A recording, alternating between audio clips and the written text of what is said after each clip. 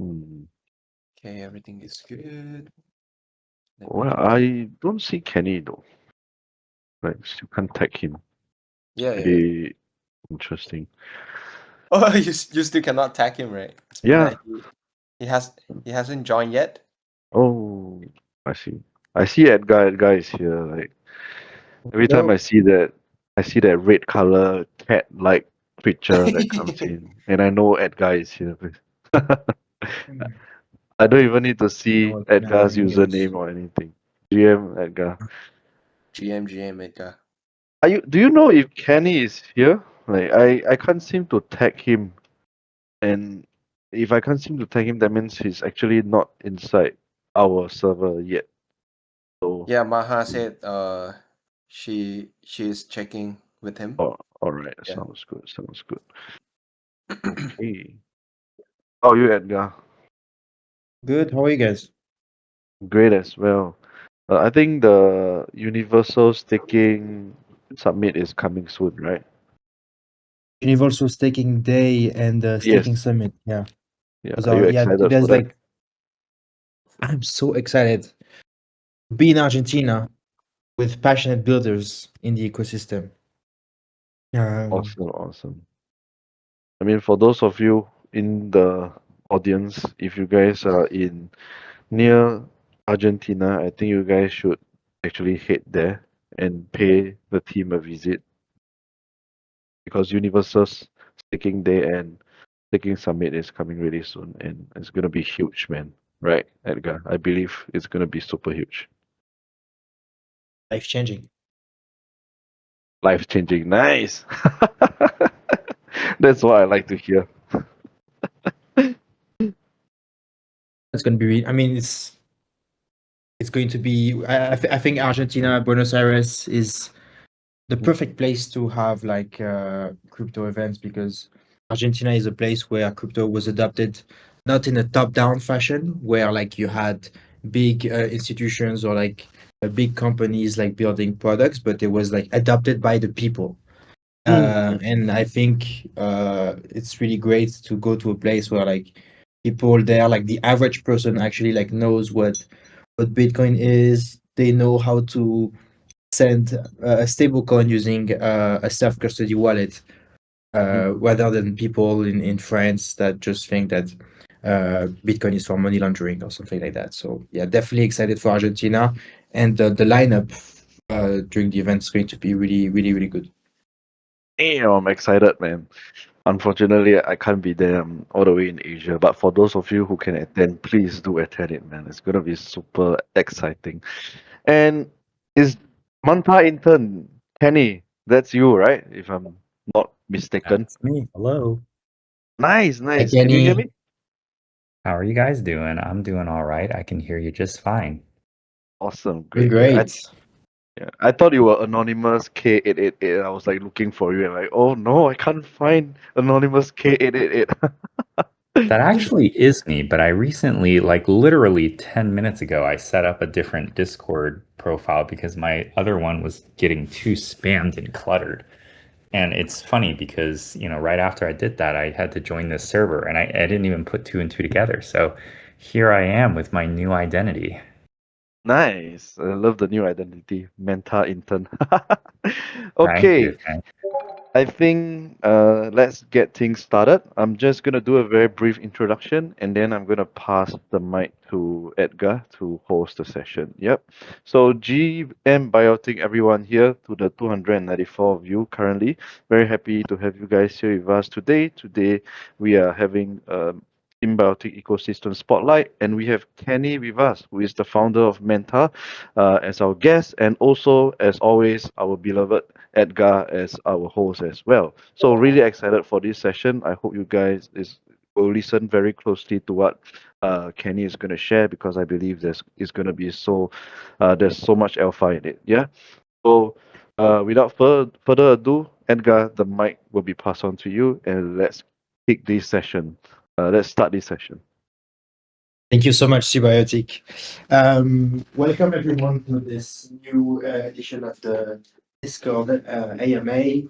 As you know, every 2 weeks we gather around to invite great guests and great builders in our ecosystem, whether they are on the demand side of in the economic security, whether they are on the builder side or whether they are on the supply side of the economic security. Today we have Kenny, the founder of MANTA, who's going to talk about like what they are building in the ZK space. What they are building, essentially like the new primitives that they are bringing to the crypto ecosystem, and especially like what does Symbiotix have to do with all of this, how they are using the Symbiotix tech, and what to look out as someone that uses Symbiotix. So Kenny, I would let you just introduce yourself, give us a bit of background, and then we'll go right into some rapid fire questions. Yeah, sure. Hey guys, I'm Kenny. I'm the co-founder over here at MANTA. Been building for about 5 years now, and we've got a team of 40 people all over the world just going at it nonstop. It's been quite a hectic week even this week, and really excited to be here. Happy to answer all these rapid fire questions that you guys have for me. Yes. So you said it like we like to start things a bit in a funny manner. We like to do these rapid fire questions. These are like very small direct questions that only call for like max like 60-second answers, I would say. So Sure. Kenny, what's the one thing that's most misunderstood about ZK and privacy tech? I think, it's a little, I guess it's two misunderstandings because there's, I think, one specifically for ZK and then there's one specifically for privacy. But I guess I'll focus on the one on privacy. I do think that, recently privacy has gotten a lot of attention. I think people like Mert are really pushing it in places like the Solana ecosystem. And I think just the recent price movement of Zcash has gotten people very interested as well. But one of the huge misconceptions of privacy in general is like people feel like they don't need it until they actually do. But then by the time you do, it's already too late. That's how it typically goes. And that's a great point. And we do appreciate the Zcash price action at the moment, for sure. What's the most underrated design choice in MANTA's architecture? Underrated? Huh. Yeah. Like overlooked, something you're proud of, but like people just don't see don't give sufficient credit for. Yeah, I mean, I guess, I'll think about like when we first started, right? Like when Manta first started, we were the first to actually use Celestia for data availability. And so, that in itself was very hyped. And people were talking about it a lot. And that was truly our differentiator, which made a lot of sense at the time because we were like one of 4 different L2s. But I think one of the things that people overlooked about that was the tremendous savings on the gas fee side, as well as the scalability, right? Like, so what was really interesting is, I don't know if you guys know or remember, there was this period, like I think maybe 2 years ago, where everyone was hyped about this idea of inscriptions, which was this like, started off in the Bitcoin ecosystem and made its way over to L2s and stuff. And it made its way over to the L2 side, and one by one, all these L2s basically just stopped producing blocks because like they were just being overrun and the throughput just wasn't there. But then because we were using Celestia, actually the inscriptions, when they started hitting Manta, there was no downtime at all. And the block production was extremely steady, and everything was just like a normal operating day. And so, I thought that was really cool. I don't think other people really noticed, but we were like the only L2 that didn't completely just go offline after the inscriptions. Nice. Speaking of inscription, my current profile picture is a Bitcoin ordinal, quantum cat. There you go. Yeah. So if you run building MANTA, which crypto ecosystem or which crypto project would you be joining or building on? If I wasn't building Manta, where would I be building on? I think probably either it would be on base or on BNB chain, because I do think that path to market makes the most sense there, just because BNB chain's got a lot of the support on Binance side and base has a lot of the support on Coinbase side. Solana is definitely interesting as well, but I do think it really depends on the user base. So yeah, probably first gut instinct is either base or BNB chain. What's your favorite analogy to explain zero knowledge proofs to non-technical folks?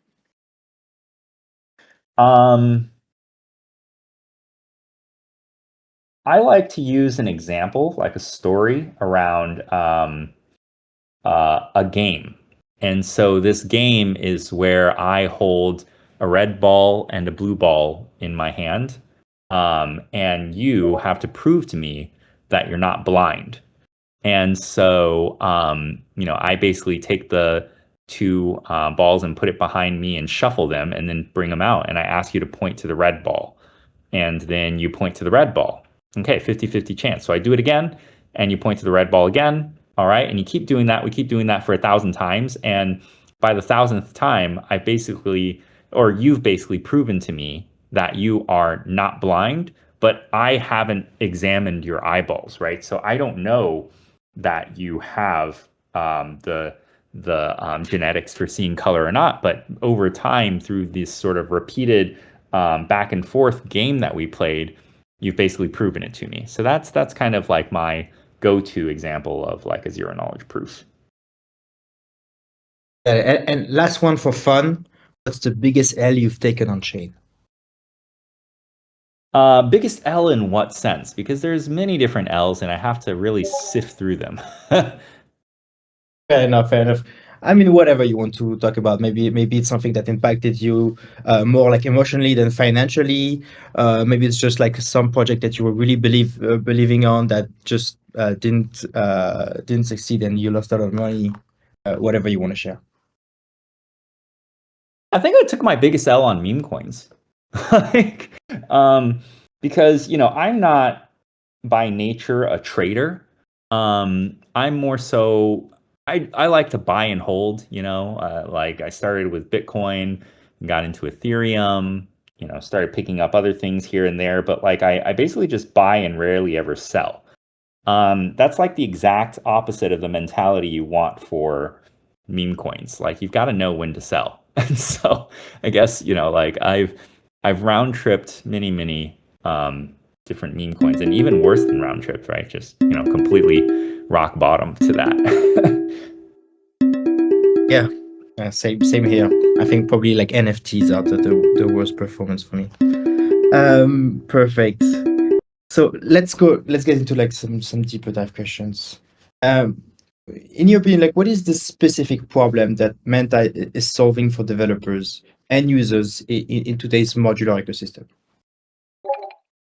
Yeah, I think for MANTA, right, like especially on the L2 side, we are looking at trying to help developers with a much more scalable and low cost environment. I think when you're trying to build out your applications on top of some type of infrastructure, the last thing you want to worry about is the cost of that infrastructure, because it's not like AWS, right? Like on Amazon, your costs are your costs. You have to pay for whatever the server fees are at the end of the day. But in any sort of blockchain infrastructure, that cost is passed on to your users, right? So like, Ethereum is a really prime example of this, because whether it's, CryptoKitties or Uniswap or whatever it is, right? Like whenever there's points of very high traffic, very high throughput, the gas fees can be extremely significant.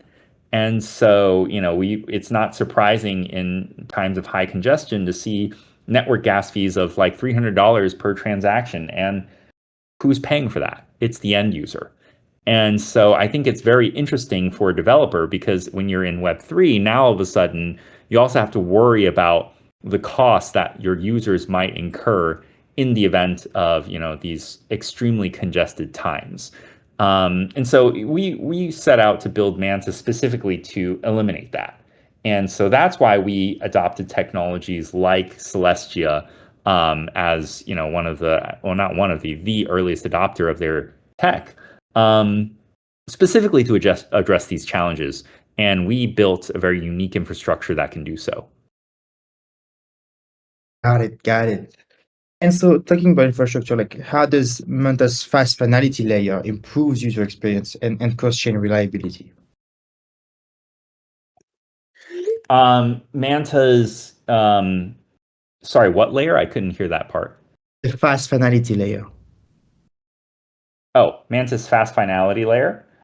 So I think the fast finality layer for us is not just about the security side, but also it does pinpoint sort of user experience as well, right? Like I do think that having that attribution within the MANTA ecosystem also helps us not just with the aspects of security, but also when people are trying to, for example, withdraw their assets from MANTA. Right now, it's still a waiting period of 3 days because I don't know, how much you guys know about us, but we are using the OP stack. And so there's definitely that challenge period that we've been trying to reduce as much as we can.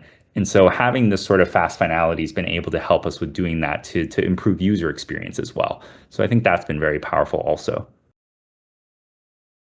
Super good. And so, yeah, you guys are building the MANTA staking on top of Symbiotix for the staking for the MANTA token. Can you walk us through like how like the token delegation works via Symbiotix when it comes to the MANTA token, and why you chose like this approach? Yeah, so the art, it's kind of interesting because when we decided to leverage Symbiotix, right, like one of the design decisions that we made was essentially actually having to move our assets over to Ethereum on the L1 side. And so now prior to working with you guys, right, like actually MANTA the token at least never existed on Ethereum, only the infrastructure itself did. And so now we've built a wrapper and everything in order to allow people to start taking advantage of Symbiotix, which is also, again, why the fast finality part is extremely important for us, because otherwise people would have to wait 3 days after unstaking and verifying in order to receive their assets. And so, yeah, I think that's kind of the only sort of unique aspect of this whole sort of collaboration, but overall I don't think there's too much unique nuance to what we're doing here. Mm-hmm. And talk to us a little bit about like one thing that's interesting about MANTA is like you guys almost have like this dual network system with Pacific and Atlantic. Can you walk us through like the security challenges that you might be facing, like how you manage like validators, tell us a bit more about like this design choice and what it entails. Yeah, it wasn't really a design choice more than it was a process of expanding the MANTA ecosystem. And so, one of those expansions, or the first instantiation of MANTA was actually an L1. It was a ZK L1 built on top of Polkadot, and we were able to basically build what even today is the fastest on-chain ZK prover of any L1. But despite how amazing that technology was, at the end of the day, there was not really any usage, right? So the user base wasn't there, and in order to get people and convince people to come to Polkadot, it was quite a steep uphill climb. And so instead of doing it that way, we decided, why not go closer to the user? And especially at that time, everyone was on Ethereum. And so we decided, okay, we're going to take the technology that we've built and take pieces and put it into what would become the MANTA L2, which is MANTA Pacific. And so today, actually, MANTA Pacific and MANTA Atlantic largely coexist as independent networks, right? There's not too much communication between them, except to potentially bridge assets, well, MANTA specifically. And prior to Symbiotic, actually, most of the on-chain staking was done on the L1. And so now that we do have Symbiotic as a partner, and we are starting to nudge people to go over to, bridge their assets over to Ethereum for staking, then we're probably going to be deprecating the L1 within the next year or so. Got it. And you're talking a bit about how you see like Symbiotix as a primitive for builders. Like, how do you see this universal staking framework supporting future MANTA developments in privacy and ZK coordination? Well, just to be clear, right? Like a lot of what MANTA does now has nothing to actually do with privacy, because when we built out the L2, right, we focused primarily on scalability. And so, that's where we have primarily sort of differentiated ourselves. The privacy aspect, all the ZK and the on-chain ZK aspects, with, local compute generation and all that stuff, that was happening on our L1. And so that's on the Atlantic side. So in the case of the L2, we're pretty much a general purpose L2. But then when it comes to thinking about, how this impacts our ecosystem and stuff, I think that overall, right, like the security side, with our whole modularity philosophy, right, like we want to offload as much of the different components that comprise the infrastructure that we can to basically different teams that we believe have that expertise, right? And so when it comes to things like data availability, right, like that's something that we think that Celestia could do much better than we can. When it comes to this type of shared security, especially through staking, right, like this is something that we believe Symbiotic can do way better than we can, and that allows us to basically cut the fat in terms of what we need to focus on and just focus on building that core environment for the developers. Makes so much sense. Yeah, you don't want to be reinventing the wheel when you have like a good primitive that can do the job for you. Makes sense. Exactly. Yeah. I guess last one to finish.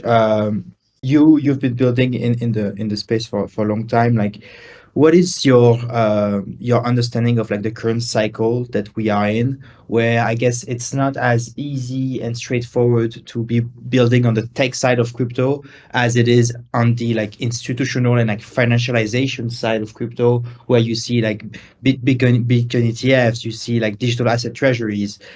What is your current take on like the current status of the maturity of the crypto space and its adoption? Sorry, I'm not too clear on this question. What are you asking specifically? I guess I'm asking about like how you, as a builder in the space, how you perceive the current state of the adoption as someone that's building like in the tech side of crypto, and less on like the financialization side of crypto, if you know what I mean. Gotcha. Yeah, it's a really funny question, because I like to joke about this a lot with people that, just a few years ago, we were talking about, Ethereum eliminating the middleman, right? That was the whole sort of value proposition of, decentralized applications, right? I remember when Ethereum first started making waves and the ICO and the paper and all that stuff, everyone was talking about, oh, now we're going to have a decentralized Uber. And that decentralized Uber means that, the driver makes more money and there's no middleman in them taking 30% cuts and all that stuff. Funny enough, ironic enough, we've now transformed into a world where, like these decentralized applications have become the middleman, right? Like the meta now is no longer about, decentralized apps, tokenization, and well, I guess it's still about tokenization, but tokenization for the purpose of financial means, right? But instead, right, like it's a lot of focus on revenue as also an aspect of sustainability for crypto projects, which is, I think, a very different take than what people believed in just less than a decade ago. So it's really interesting to see that shift, that evolution, right? For better or for worse, I don't really have an opinion. I do think like everything, it makes sense to need revenue because that's a natural driver of any business. But at the same time, right, like the question now becomes, are we just creating, another centralized version of banking? That makes a lot of sense. And yeah, and I do believe like we're during like some type of identity crisis slash like maturity phase, where like a lot of these questions will find an answer within the next 12 months. But it's definitely interesting to see. Well, thank you so much. I would let Symbiotix now manage the audience's questions. All right. Thank you so much for the great discussion, Edgar and Kenny. I was really, really intrigued by the stuff that you guys were discussing. But if you don't mind, Kenny, I have one personal question for you. Sure. What made MANTA chose Symbiotix as its partner? Oh, yeah, that's a really good question. I think that at the time we talked to a lot of projects, even on the ZK side as well, right? So for like ZK verification and stuff. But I think one of the reasons why we chose Symbiotic was because it was so flexible in making sure that we could get this shared security without having to completely just redesign or gut our current architecture. So I really appreciated that flexibility. Sounds good. Sounds good. Thank you for taking that questions. So I think now we can dive into some of the community questions that I can find in the community itself. So I see there's one question from this user called Boomin. He asked, "Can you explain what fast finality providers do in more details and how they interact with MANTA's existing consensus mechanism?" Sorry, can you ask that one more time? I couldn't hear. Yeah. Can you explain Sorry, what guys, I'm on fast... Yeah, no worries, no worries. Let me ask you again. Can you explain what fast finality providers do in detail and how they interact with MANTA's existing consensus mechanism? Yeah, so I mean, from a user perspective, right? Like, I think fast finality is exactly what it sounds like. It finalizes transactions fast, right? So, like, I don't know if that's something that I need to provide too much more detail there, but I think the biggest sort of direct benefit that the end user sees is kind of what we were discussing earlier about the finality of transactions on OP stack based infrastructure, right? So like the current version of or the previous version, I guess now, of MANTA relied entirely on fraud proofs that are existent on the OP stack infrastructure. And those fraud proofs required a time window of exactly, or more or less 3 days, in which, anyone can challenge some type of transaction and say, hey, this is a bad transaction and everything. And that whole system is a little bit wonky because then it's like you have to make sure that people are incentivized enough to make the challenges. You have to make sure that, it's very like, it's not perfect, right? And so like fast finality here comes into play where you no longer have to necessarily wait that 3-day period. In fact, with MANTA now it's been reduced to 12 hours. And so that just significantly improves the user experience. Awesome. Thank you so much. I think this actually leads to another question that Boomin also asked. He asked, right now, 12 hours is definitely better than having to wait for 3 days, right? But is there a possibility to achieve in the future a 1 hour finality with ZK's integration or with any other form of integration?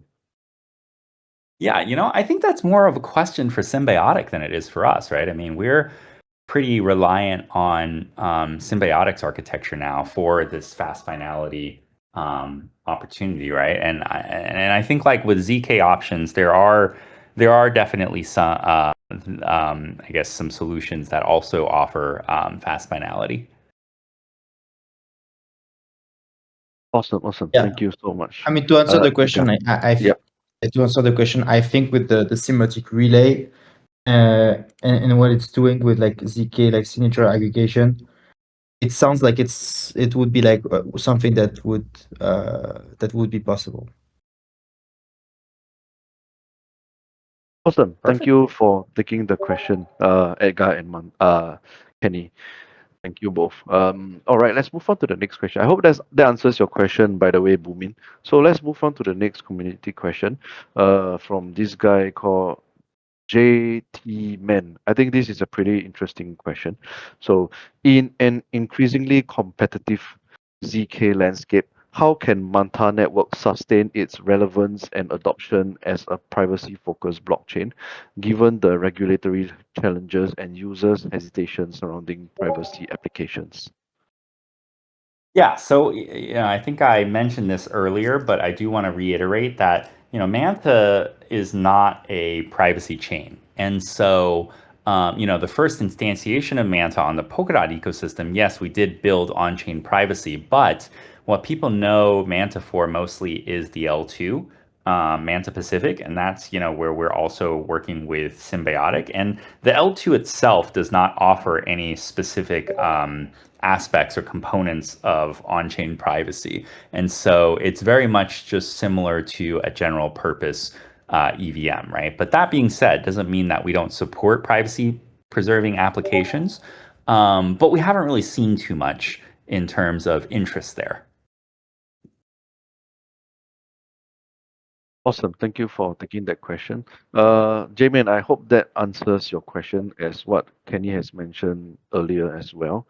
So yeah, let's move on. Next one, from Marchi. We are probably going to take another one or two more questions before we close off the session. So the next question is, let me have a look.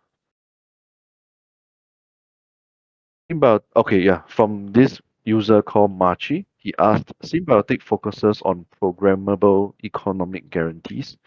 What could MANTA leverage this model to backstop privacy infrastructure, such as staking guarantees for relayers or movers? Yeah, again, like we're not really focused on, privacy elements.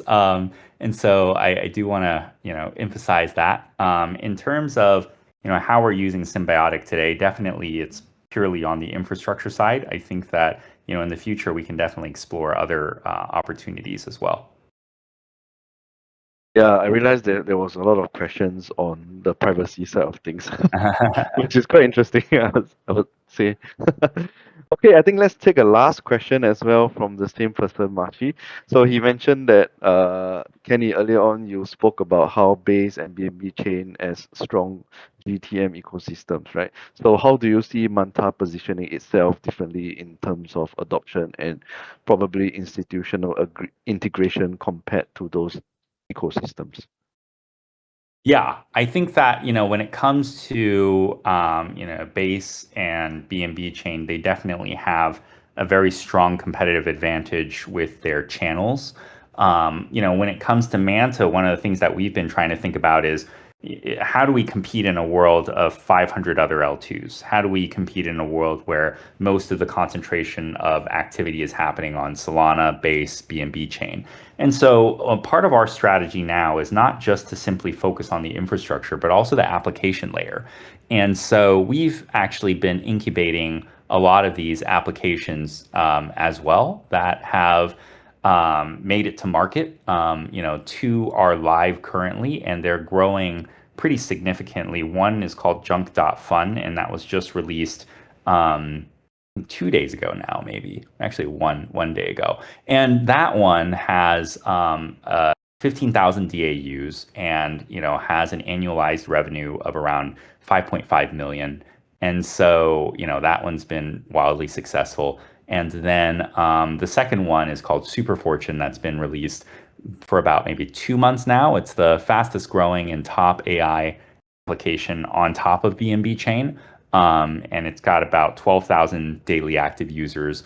And so I think our approach now is to not be purely focused on infrastructure, because when you're purely focused on infrastructure, you need users and you need applications. But all the applications and all the users are moving over to those other sort of infra ecosystems. And so instead of trying to compete directly with them, now we're taking the strategy of building on top of them and using that user base to subsequently grow the MANTA ecosystem. Awesome. That sounds really cool. Thank you so much for taking that question, Kenny. I do have one question again, personally. Like you mentioned Junk.Fun and also Super Fortune. Are there any other applications that you guys are also looking at and also, I would say, in a way supporting as well, which are, I would say, pretty cool or pretty unique to you? Yeah. There's actually quite a few that we're or not quite a few. There's still one that we're building out, but we haven't pushed it out yet. It's probably not going to come to market until maybe sometime beginning of December. But that one is focused on enterprise DeFi. Awesome. I'm going to be watching out for that. That's going to be quite interesting. All right. Okay. Thank you so much, Kenny and Edgar. I think both of you took out precious time to attend today's ecosystem spotlight. I truly appreciate it. And I believe our audience here, the 325 plus, also appreciate the time that you guys take to just come down here and share with us all this information and alpha, right? So, but before we truly close off the session, Kenny, may I just poke you one last time if you have any last alpha leaks that you would like to share with our audiences here? I think the DeFi product that we're building out is probably going to be extremely exciting. Like, it's a completely new primitive, never been done before, market neutral, high yield, and it's been a lot of partners that we're currently talking to are extremely interested. And I can't get into too much detail, but I do think it's going to be very unique. Yeah. Awesome. Again, I'm gonna be really, really interested in that one. Looking out Yeah. for that one. Okay. Edgar. Thank you. Okay, Edgar, for you, what about you? Do you have any last things you want to share with our community? Oh, except thanking Kenny for coming on. It was a great discussion. Thank you so much for sharing your insights and talking more about like how you guys are using us and what to look out in the future. So that's definitely great. Maybe to the audience, I want to just shout out the fact that we're going to release the next episode of the Blueprints podcast today. So be on the lookout for that. I think it's a very interesting discussion because it's less about like the builder side, but more about understanding the social layer behind crypto. So if you guys like the podcast, I trust that you will really appreciate this one. And yeah, thanks again for joining, and thanks Kenny, and wish you all a wonderful Thursday. Thank you, guys. Awesome. Thank you all for tuning in as well, all 300 plus of you guys. I hope you enjoyed today's session. So I will probably see you guys 2 weeks from now, or maybe 3 weeks from now, roughly around there. So thank you so much for taking your time out today to join us. I will see you guys again. All right. Take care, Kenny. Take care, Edgar. It was really Thank you. awesome Bye. chatting with you guys. Yep. Take Take care, care. guys. I'll catch you guys soon. Bye. Bye bye.